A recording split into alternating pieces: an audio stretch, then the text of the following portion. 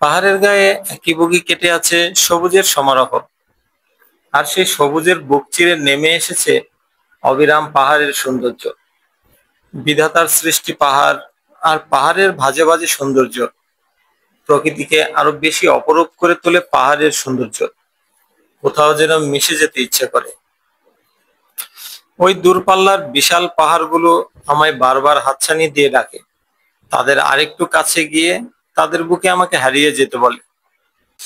অদ্ভুত সুন্দর এই প্রকৃতি, কতটা রঙের তুলি দিয়ে, কতটা নিবিড় ভালোবাসায় তৈরি করেছেন আমাদের বিধাতা, তা পাহাড়ের বুকে না গেলে অনুভব করা যায় না।